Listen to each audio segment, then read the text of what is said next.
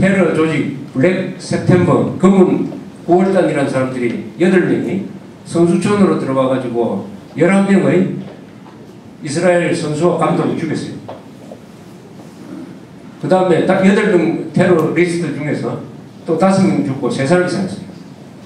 근데 그 뒤에 또 팔레스타인 테러 조직이 수도 루프트한자 여객기를 납치를 했어요.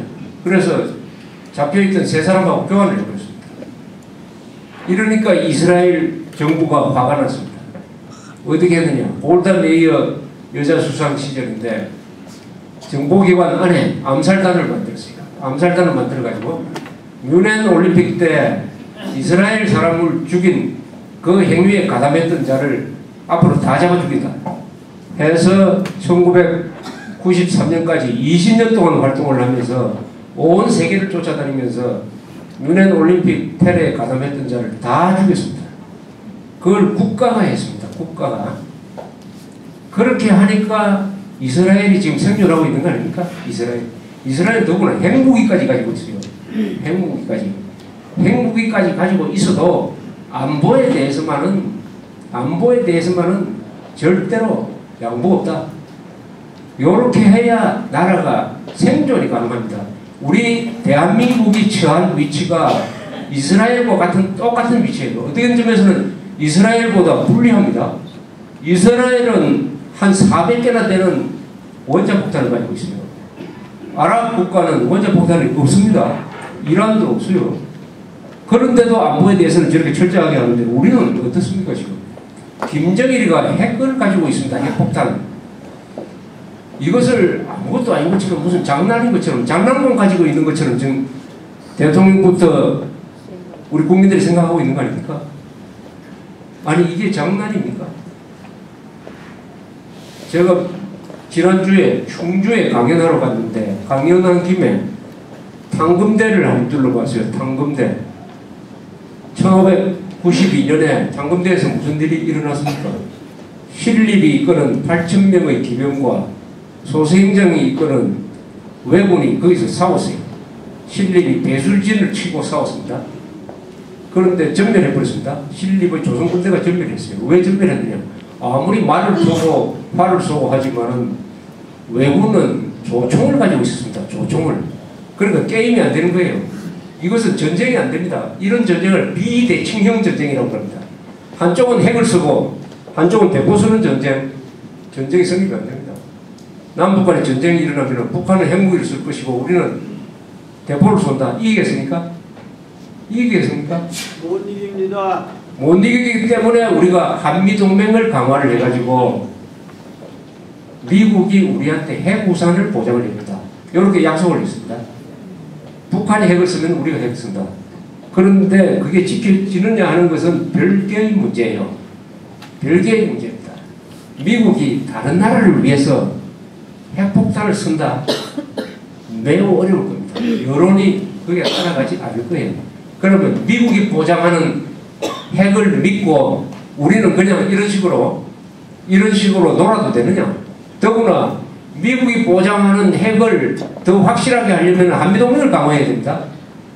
한미연합사 체제를 더 강화를 해야 되는데 노무현이가 2006년에 김정일이가 핵실험을 한 바로 그 순간에 한미연합사 해체를 의미하는 전시작전권 전환이라는 것을 하기로 결심을 했어요. 결정을 해버렸습니다.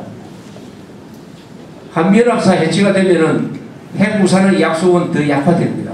약화돼요. 그런데 이명박 정부 들어서고 나서도 아무도 그 조치를 재검토해야 된다는 이야기를 하지 않습니다. 이게 2012년에 해체된 다음에 어떤 사태가 일어날 거냐? 어떤 사태가 일어날 거냐? 북한의 대남 공작 중에서 제1 우선순위는 한미연합사 해체였습니다. 그리고 주한미군 철수였습니다. 한미연합사 해체는 지휘권의 이원화를 의미합니다. 그것은 과거의 한미동맹체제하고는 별개로 매우 약화가 되는 쪽으로 갈 수밖에 없어요. 한미동맹이 없어진다고 하면은 그것은 북한이 쳐들어오는 가능성이 99%까지 높아지는 거죠. 1949년 6월에 주한미군이 철수를 했습니다. 꼭 1년 뒤에 북한군이 쳐내려왔어요. 그때 주한미군이 있었으면 6.25가 없었어요. 6.25 없었습니다. 그래도 트루만 대통령이 있었기 때문에 즉시 파병을 했습니다. 즉시 파병을 했습니다.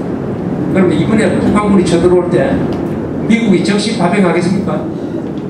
미국이 즉시 파병을 하겠습니까? 그래서 북한군하고 싸우면은 적어도 몇만 명, 몇십만 명이 죽는 것을 각오해야 됩니다. 미국도. 근데 미국이 지금 이라크에서 전쟁을 하면서 불과 5,000명 죽었어요. 5,000명. 5,000명 죽는 것도 감당을 못해가지고 공화당 정권이 넘어가 버렸습니다. 부시는 죽일 놈이 되어버렸어요. 미국은 5,000명 죽는 전쟁을 절대 하지 않습니다. 근데 북한군은 어떻습니까? 김정일은 어때요? 300만이 죽어도 500만이 죽어도 나는 관계없다. 300만을 굶겨 죽였지 않습니까? 살릴 수 있는 방법이 있었어요. 자기 비자금을 사가지고 한 3억 달러, 연간 3억 달러씩 주면은 옥수수 200만 톤이 들어와가지고 한 사람도 굶어 죽지 않도록 만들 수 있었는데 그 돈 가지고 무기 만들지 내가 왜 신경 주느냐. 2천만 중에서 나는 한 500만 명이 있으면 더 통치하기 쉽다. 300만을 굶어 죽인 자인데 통일을 위해서는 1,000만 명 죽일 수도 있을 거예요. 1,000만 명을 죽일 수 있는, 1,000만 명 갈 필요도 없어요. 100만 명을 죽일 수 있는 나라와 5,000명도 죽여서는 안 되는 나라가 대결하면은 부자가 집니다. 아무리 무기가 좋더라도. 월남전이 그렇게 된 거 아닙니까? 월남전에. 월남전에서 약 5만 명이 죽었어요. 5만 명 죽이고 나니까 반전 운동이 일어나가지고 도저히 전쟁을 할 수가 없었습니다. 그래서 월남을 월명한테 넘겨줘버린 거 아닙니까? 평화협정을 맺어가지고 주한미군 철수. 그래서 우리 한국 사회에서 제일 역적인, 제일 나쁜 사람이 주한미군 철수 주장하는 자입니다. 또 주한미군 철수를 일으키기 위해서 반미운동하는 자예요. 그것은 바로 전쟁을 불러일으키는 자입니다. 전쟁 초대장을 발부하는 나라입니다. 바로 가장 거대한 주한미군 철수 주장 조직이 우리나라에서는 민노당 민노총입니다.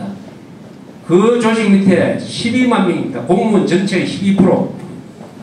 12만 명이 그 밑으로 들어가기로 결의를 해버렸다.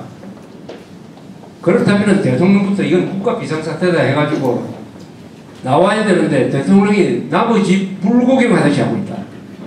여기에 한국의 안보 위기가 있는 것입니다. 안보 위기. 위기는 언제 위기가 오냐. 위기라는 것을 알면은 위기가 아닙니다. 위기가 와도 위기가 아닌 것으로 치부하고 내 잘 먹고 잘 사는데 전념하면은 되지 않느냐라고 생각할 때 그때 위기인 것입니다. 위기. 그러나 오늘 여기 오신 분들은 위기를 위기로 인식하는 분들이라고 생각을 합니다. 저 이야기는 일단 여기서 끝냅니다. 그러나 시간이 남아있기 때문에 질문이 있으면 질문을 해 주십시오. 아직 20분 남아있습니다. 감사합니다.